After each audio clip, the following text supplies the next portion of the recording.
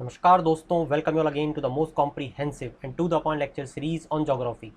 दोस्तों, इसके previous lecture में हमने बात करना शुरू की थी about the glaciation landforms, glaciers के द्वारा बनाए जाने वाले लैंडफॉर्म्स के बारे में। मैं उम्मीद करता हूँ इसके प्रीवियस लेक्चर में आपने बहुत सारी चीज़ें सीखी और समझी होंगी, और जिस तरीके से मैंने आपको बताया था कि इसके बाद हम लोग बात करना शुरू करेंगे अलग अलग लैंडफॉर्म्स के बारे में, जिसमें सबसे पहला जो लैंडफॉर्म हम लोग पढ़ेंगे वो होगा यू शेप्ड वैली का। अब अगर मैं आपको नहीं भी बताऊं तो ये सेल्फ एक्सप्लेनेटरी है कि यू शेप्ड वैली किस तरीके का लैंडफॉर्म होता होगा। और ऑफकोर्स सी बात है कि यू शेप्ड लिखा हुआ है तो इसका नाम पड़ा ही इसलिए गया होगा क्योंकि ये यू शेप जैसा दिखता होगा। और अगर आप ध्यान से देख पा रहे हो तो क्या ये आपको यू शेप जैसा नहीं लग रहा है? क्या लग रहा है? बस यही होती है यू शेप्ड वैली। एक्चुअली में जो ग्लेशियर इरोजन करता है ना, धीरे धीरे आगे बढ़ते हुए वो साइड से कम करने लगता है। ये जो साइड्स होती हैं यहाँ से कम इरोजन करता है और यहाँ मिडिल से ज़्यादा इरोजन करता है, तो नीचे वाली जो ज़मीन होती है वो और नीचे खसकती जाती है और ये फाइनली ऐसा यू शेप ले लेता है। समझ में आ रही है आपको बात?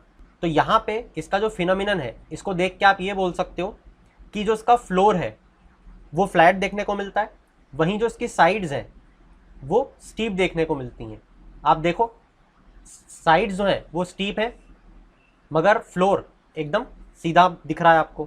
तो बस यही होता है यू शेप्ड वैली। और अच्छे से अगर आप देखना चाहते हो तो यहाँ से भी देख सकते हो, इस तरीके की यू शेप्ड वैली होती है। क्लियर?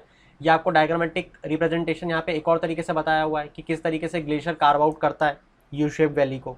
इसके बाद आता है हैंगिंग वैली। अब ये हैंगिंग वैली में क्या होता है दोस्तों, जैसा कि यहाँ से एरो में शोकेस भी किया हुआ है, एक ट्रिब्यूटरी ग्लेशियर होता है। अब ट्रिब्यूटरी तो आज तक नदी में ही सुना था, ये ग्लेशियर की भी ट्रिब्यूटरी होती है क्या? हाँ, इसको समझने की कोशिश करते हैं। कैसा होता है कि ये एक जो ग्लेशियर है ये मेन ग्लेशियर है। समझ में आई आपको बात? ये मेन ग्लेशियर है, इसके पास में एक छोटा ग्लेशियर आके जब इसमें चिपकता है, क्लियर, तो ये ऐसा महसूस होता है कि इस पर टंगा हुआ है, हैंगिंग है। जबकि होता यह है कि दो ग्लेशियर, जिसमें से एक मेन ग्लेशियर, जैसे ये मेन ग्लेशियर वैली है ना, ये आपको दिखाया भी हुआ है मेन ग्लेशियर वैली, तो एक मेन ग्लेशियर होता है और एक ट्रिब्यूटरी ग्लेशियर होता है। जब ये आके मिलते हैं तो ऐसा कन्वर्जेंस होता है और यहाँ पे गर्मी के टाइम पे ऐसा वाटरफॉल बन जाएगा, वरना यहाँ से बर्फ बहती हुई आपको दिखती। तो ये होता है सेकंड कॉन्सेप्ट, हैंगिंग वैली। चलते हैं थर्ड कॉन्सेप्ट पे, जिसका नाम है सर्क। अब जहां पे मैंने ड्रॉ किया है, यहाँ पे देखो ध्यान से, इस एरिया को देखोगे तो ऐसा नहीं लग रहा कि एक चेयर जैसा बैठने का सिस्टम है, यहाँ पे बैठना, यहाँ पे हाथ टिकाना, यहाँ पे कमर को रेस्ट देना। सोच के देखो, ऐसा लग रहा है कि आप कुर्सी पे बैठे हुए हो। तो जो सर्क होता है ये एक तरीके का डिप्रेशन होता है, और मैं उम्मीद करता हूँ डिप्रेशन आप देख भी पा रहे होगे, है ना? जहाँ पे मैंने सर्क लिखा हुआ है वहीं पे डिप्रेशन जैसा इमेजिन करो आप। तो यहाँ पे जो डिप्रेशन होता है ये सर्क को रिप्रेजेंट करता है। सर्क के अलग अलग नाम से, जैसे जो सर्क बोला जाता है ये जनरली बोला जाता है एल्प्स माउंटेन्स में। क्लियर? मतलब अलग अलग कंट्री अलग अलग नाम से बोलती है। जैसे स्कॉटलैंड की अगर बात करें तो वहाँ पे इसको कोरीज बोला जाता है। अगर वेल्स की बात करें तो वहाँ पे CWMS बोला जाता है। अगर स्वीडन की बात करें तो वहाँ पे नीज बोला जाता है। खैर, इतनी सारी चीज़ हमको नहीं भी पता हो तो काम चल जाएगा, हमें तो सिर्फ सर्क का कॉन्सेप्ट समझना था। इसके बाद जो अगला कॉन्सेप्ट है उसका नाम है एरेटे। अरेट, कुछ भी आप इसको प्रोनाउंस कर सकते हो, मैं तो इसको अरेटे बोलूँगा। अब यहाँ पे अगर आप ध्यान से देखोगे तो आपको दिखेगा कि दो सर्क, पहला सर्क ये और दूसरा सर्क ये। समझ में आ रहा होगा मैं उम्मीद करता हूँ। जैसे ये एक माउंटेन है तो ये इसका सर्क बन जाएगा, ये दूसरा माउंटेन है तो ये इसका सर्क बन जाएगा।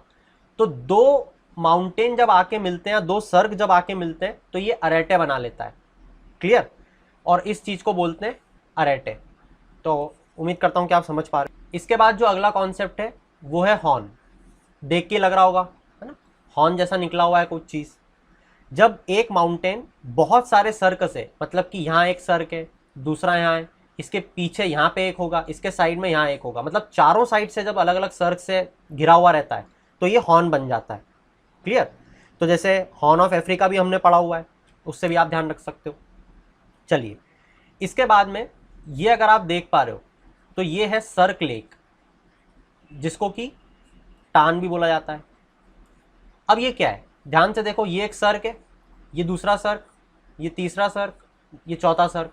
इन सब में से पानी आके किस में गिर रहा है, इस लेक में, तो इसीलिए इसको सर्क लेक बोलते हैं या फिर टान बोलते हैं, और बोलना भी चाहिए, राइट। इसके बाद जो अगला कॉन्सेप्ट है वो है कोल। अब इस कोल में ध्यान से देखो, आपको लगेगा कि दो सर्क मिल रहे हैं, जैसे एक सर्क ये, दूसरा सर्क ये, और यहाँ पे बीच में जगह खाली। ये जो बीच में जगह खाली है ये सैडल शेप जैसी लगती है, सैडल शेप जैसी लगती है, ये जो गैप है इसी को बोलते हैं कोल। अगला जो कॉन्सेप्ट है वो है नुनाटक्स। अब दोस्तों कुछ जो माउंटेन्स होते हैं वो बहुत स्लिपरी होते हैं, तो होता क्या है, इन पे कोई बर्फ़ टिकती नहीं है। जैसे कि आप इसको देख सकते हो, जैसे कि आप इसको देख सकते हो, इसमें से क्या होता है, बर्फ़ नीचे चली जाती है और ये एक्सपोज दिख जाते हैं हमें, है ना, एक्सपोज हो जाते हैं ये। तो ये जो एक्सपोज्ड माउंटेन्स हैं इन्हीं को नुनाटक कहते हैं। क्लियर, इनके आसपास आपको चारों तरफ बर्फ़ ढकी हुई मिलेगी, मगर ये एक्सपोज्ड वे में आपको देखने को मिलेंगे। अगला जो इंपॉर्टेंट कॉन्सेप्ट है, या लैंडफॉर्म में बोल लूँ, वो है क्रैग एंड टेल का। ध्यान से देखो, ये 1, 2 और 3 फिगर को मिला के समझ में आएगा। हो कुछ यूँ रहा है कि यहाँ पे दो साइड दी हुई है, फर्स्ट सेकंड, फिर से यहाँ पे फर्स्ट सेकंड और यहाँ पे फर्स्ट और सेकंड। अगर आप ध्यान से देखोगे तो फर्स्ट से सेकंड पे ग्लेशियर मूव कर रहा है, मगर इसके बीच में एक रेजिस्टेंट वॉल्केनिक रॉक आ गया है। तो क्या होगा, जो ग्लेशियर मूव कर रहा है वो ऊपर की तरफ मुड़ने पे मजबूर हो जाएगा। ऊपर की तरफ मुड़ेगा तो यहाँ पे क्रिवेसेस डेवलप हो जाएंगे। सोच के देखो, होना भी चाहिए। तो और इसी के साथ साथ जब फर्स्ट सेकंड थर्ड आगे बढ़ता जाएगा ग्लेशियर, तो क्या होगा, इस रेजिस्टेंट रॉक के कारण ये वाली जो साइड है, 1 वाली, है ना, 1 वाली जो साइड है ये बहुत स्टीप बन जाएगी, मतलब एक खड़ी चट्टान जैसी। और इसकी जो सेकंड वाली साइड है ये बहुत स्लोप टाइप की बन जाएगी, यहाँ पे एक स्लोप आ जाएगा। इसके बहुत सारे कारण हैं। क्यों?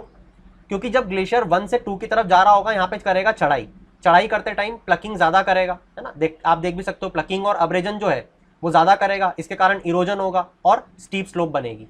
मगर जब सेकंड वे में आ जाएगा, इस साइड आ जाएगा, तो क्या होगा, ये डिपोजिशन शुरू करेगा। जो इसने मोरेन्स अपने अंदर लिए होंगे, ये मोरेन्स क्या होते हैं ये मैं भी बता देता हूँ। मोरेन्स बेसिकली जो डेब्रिस होता है, जो टुकड़े होते हैं पत्थर के जो इसने प्लग किए हैं, उनको यहाँ पे डिपॉजिट करना शुरू करता है।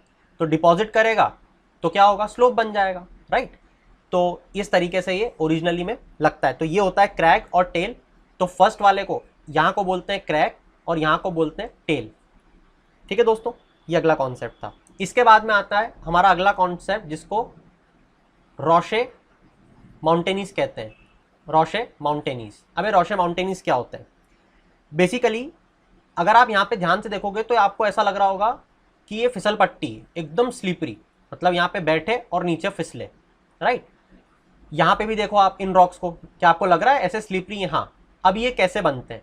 एक्चुअली में होता ये है कि जब एक ग्लेशियर एक रॉक पे आकर टकराता है तो उसको वो इस तरीके से उसमें से अब्रेजन करता है कि वो पॉलिश हो जाते हैं, और पॉलिश होने जाने के बाद ऐसे चिकने हो जाते हैं। तो जिस तरफ से ग्लेशियर टकराता है उस तरफ से तो पॉलिश हो जाते हैं, मगर इसकी दूसरी साइड, जैसे कि आप यहाँ पे देख भी सकते हो, वो एकदम खुरदुरी रहती है। ठीक है दोस्तों, तो ये जो फिनोमिनन है इसको रोशे माउंटेनीज कहते हैं। इसके बाद जो अगला हमारा लैंडफॉर्म है उसका नाम है ग्लेशियल स्टेयरवे। नाम से समझ में आ रहा है, स्टेयर केसेस जैसे होते हैं ना, सीढ़ियाँ हमारी, तो स्टेयरवे। अब क्या होता है, जब ग्लेशियर हमारा कुछ इस तरीके से होए, जैसे यहाँ ग्लेशियर बहा, फिर इसने अब्रेजन कर दिया, फिर यहाँ से बहा, फिर इसने कर दिया, फिर यहाँ से, आपको लग रहा है ये स्टेयर केस जैसा डेवलप कर रहा है। तो ये जो लैंडफॉर्म होता है जहाँ पे स्टेप की तरह ग्लेशियल फ्लो होता है, ग्लेशियर्स फ्लो होते हैं, इसको ग्लेशियल स्टेयरवे कहा जाता है। ठीक है दोस्तों, इसके बाद जो अगला लैंडफॉर्म है उसका नाम है फ्यूड। ये बहुत ही ट्रिकी लैंडफॉर्म है, इसको मुझे समझाना पड़ेगा। देखो होता क्या है, अब मान लेता हूँ दोस्तों कि ये वे था और यहाँ से हमारा ग्लेशियर बहते हुए आ रहा है, ठीक है, और यहाँ पे है सी, तो ग्लेशियर सीधे यहाँ पे सी में मिल रहा है। चलो ये अच्छी बात आपने समझ ली। अब होता क्या है कि अगर ये रिवर होती, मतलब 1 मिनट के लिए मान लो कि इस ग्लेशियर की जगह रिवर है, तो ये रिवर कहाँ तक अब्रेजन करती, बस यहीं तक कर पाती है ना, इस लाइन के बाद, क्योंकि वो तो सी में मिल जाती, उसके बाद तो वो सी की हो जाती। मगर ग्लेशियर में ऐसा नहीं होता है। ध्यान से सोचने की कोशिश करो, जैसा कि आपने बहुत बार मोटिवेशनल लेक्चर देखते हुए इमेजेस भी देखी होंगी कि what is above is just 10%। मतलब हम जानते हैं ना कि जो, जैसे ये जो आप देख पा रहे हो, इसका मैक्सिमम हिस्सा ग्लेशियर का कहाँ होता है, नीचे होता है, राइट। ऊपर तो एक छोटा सा हिस्सा होता है, ये आपने मोटिवेशन के टाइम पे सुना भी होगा। तो यहाँ पे जब ग्लेशियर मूव करता है ना, तो भले ही यहाँ पे सी में चले जाए, मगर सी में अंदर जाने के बाद भी वो नीचे अब्रेजन करता रहता है, ये आपको पता होना चाहिए। तो इस कारण से जो लैंडफॉर्म बनता है उसको फ्योर्ड बोलते हैं। पहली चीज तो आप ये समझ लो। अब होता क्या है कि जब ये जो ग्लेशियर सी के अंदर गया है और वो अब्रेजन शुरू करता है, तो वहां पे शैलो लैंडफॉर्म क्रिएट होने लग जाता है, कुछ इस तरीके का, ऐसा, बस इसी को फ्योर्ड बोलते हैं। तो चलिए दोस्तों, अब बात करेंगे डिपोजिशनल लैंडफॉर्म्स की, जिसमें सबसे पहला हम देखेंगे मोरेन। अब मोरेन जो होते हैं वो कुछ टाइप से डिवाइड किए जाते हैं, जैसे लेटरल मोरेन, जैसे मीडियल मोरेन और जैसे एंड मोरेन। अब ध्यान से समझो लेटरल मोरेन का क्या मतलब होता है। सबसे पहले तो ग्लेशियर देखो, ये 2 ग्लेशियर दिख रहे हैं आपको, ऐसे फ्लो होते हुए दिख ही रहे होंगे। फिर यहाँ पे देखो, यहाँ पे भी 4 ग्लेशियर दिखेंगे, दिख रहा है ऐसे फ्लो होता हुआ। चलो ये अच्छी बात है अगर दिख गया तो। सबसे पहले लेटरल मोरेन देखो। लेटरल मोरेन मतलब सबसे आखिरी वाले हिस्से, मतलब जब ग्लेशियर ऐसे मूव कर रहा है, ठीक है, तो ये और ये वाला हिस्सा ध्यान से देखो, ये दिखा, ये दोनों लेटरल। वैसे यहाँ पे देखेंगे तो ये लेटरल, ठीक है। अब मीडियल की बात करते हैं। मीडियल मतलब बीच में, नाम से समझ में आ रहा है, ये एक हो गया मीडियल और ये हो गया मीडियल, ये 2 मीडियल हो गए। इसके बाद में एंड मोरेन, ये बहुत आसान है। जब आखिरी में ग्लेशियर्स खत्म हो जाए और पूरा डिपॉजिट जमा करने लग जाए तो उसे क्या बोलेंगे, एंड मोरेन। क्लियर। और इसके बाद में ये जो आखिरी आपको छोर दिख रहा है ना, यहां से चालू हो जाता है हमारा आउटवॉश प्लेन, जहां पे ये पिघलना शुरू हो जाता है। और जहां से पिघलना शुरू होता है, यहां से, ये ध्यान रखना, इसको स्नाउट बोलते हैं। क्या बोलते हैं, स्नाउट। और जहां से पानी की नदियां दिख रही हैं आपको, स्ट्रीम्स, इसको क्या बोलते हैं, आउटवॉश प्लेन। ठीक है। अब ये अलग अलग तरीके के जो मोरेन है, ये ज्यादा इंपॉर्टेंट नहीं है, ये 3 बाइफर्केशन हम लोग पढ़ेंगे, बाकी तो सिर्फ चलता रहेगा। ठीक है। यहाँ पे भी आप देख सकते हो, जैसे मीडियल मोरेन में बीच में दिखाया हुआ है, लेटरल मतलब कोने, और टर्मिनल मतलब ये आखिरी वाला, ठीक है, जिसको हमने एंड मोरेन के नाम से पढ़ा था। तो एंड और टर्मिनल एक ही है। इसके बाद में दोस्तों जो अगला लैंडफॉर्म है बहुत इंपॉर्टेंट, उसका नाम है ड्रमलिन। ये ड्रमलिन हमें हमेशा ध्यान रखना, ग्लेशियर की डायरेक्शन में ही मिलते हैं और एक जनरली ग्रुप्स में मिलते हैं, है ना।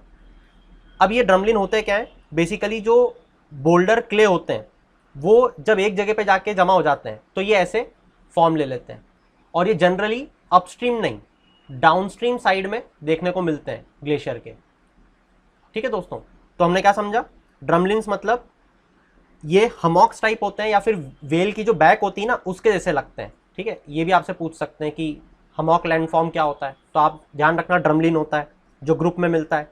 किससे कंपोज होता है, बोल्डर क्ले से होता है। किसके डायरेक्शन में इलोंगेट होता है, direction of ice flow. Upstream में होता है, डाउनस्ट्रीम में, डाउनस्ट्रीम साइड में। क्लियर। इसके बाद में दोस्तों अगले जो लैंडफॉर्म्स हैं उनको ग्लेशियो फ्लूवियल डिपॉजिट कहा जाता है। इसमें कुछ चीज़ें अपने आप समझ में आनी चाहिए कि ये जो लैंडफॉर्म है डिपॉजिट के कारण बनेंगे। पहली चीज़, कौन बनाएगा, ग्लेशियर्स बनाएंगे। अब यहाँ पे होता क्या है, जैसा मैंने बताया था कि ग्लेशियर्स आएगा, स्नाउट का फेज आएगा जहाँ से पानी बन जाएगा। अब ये जो पानी है ये अलग अलग तरीके के लैंडफॉर्म्स बनाता है, जिसमें पहला लैंडफॉर्म जो है वो ईस्कर है। ईस्कर क्या है, ईस्कर एक रिज है। अब ये रिज का क्या मतलब है, ये किससे बनी हुई है, रिज बनी है जो भी मटेरियल पानी अपने साथ आया है, लाया है। अब मैंने पानी क्यों बोला, ग्लेशियर क्यों नहीं बोला, क्योंकि ग्लेशियर तो पिघल चुका है ना, स्नाउट के बाद पानी बन चुका है। तो पानी जो अपने साथ मटेरियल लेके आया, अब कौन सा मटेरियल लेके आया, बोल्डर लेके आया, पेबल लेके आया, कुछ भी हो सकता है, छोटे छोटे कण। तो क्या होता है, जब पानी देखो एक इधर से आ रहा है, एक इधर से आ रहा है, और बीच में यहाँ पे उसने सारा मटेरियल डिपॉजिट कर दिया, इसी से बन गई रिज, जिसको हम बोलते हैं ईस्कर। और ये ओरिजिनलिटी में देखो ऐसा लगता है, यहाँ से आएगा पानी स्ट्रीम, यहाँ से दूसरी, और बीच में ये जो दिख रहा है स्नेक जैसा, ये क्या है, हमारा ईस्कर। अब आप बोलोगे कि इसमें ग्लेशियर कहाँ है, यहाँ पे था पहले, मगर अभी क्या हो गया, ये पानी। ठीक है दोस्तों, चलिए चलते हैं नेक्स्ट लैंडफॉर्म पे। नेक्स्ट जो लैंडफॉर्म है इसको हम बोलते हैं कैटल एंड हमॉक्स। क्लियर। अब ये क्या है, जैसा कि आप देख पा रहे हो, ये छोटे छोटे डिप्रेशन आपको दिख रहे होंगे, दिख रहे हैं छोटे छोटे। तो कैटल्स कुछ भी नहीं होता है, कैटल ऐसे डिप्रेशन होते हैं जो कहाँ पे मिलते हैं, आउटवॉश प्लेन में। मैंने आपको पहले ही बताया था, आउटवॉश प्लेन मतलब यहाँ पे पानी है, ग्लेशियर पिघल चुका है। तो आउटवॉश प्लेन में जब लार्ज ब्लॉक ऑफ आइस पिघल जाती हैं तो वो ऐसे डिप्रेशन क्रिएट कर देती हैं। और क्योंकि मैं बहुत बार आपसे आउटवॉश प्लेन की बात कर रहा हूँ, तो यहाँ पे ये चीज़ भी बताना ज़रूरी है। ये देखो आप, ये यहाँ पे ग्लेशियर आपको ख़त्म होती हुई दिख रही है, ये स्नाउट का एरिया है, और यहाँ से ये जो पानी शुरू हो गया इसको आउटवॉश प्लेन बोलते हैं।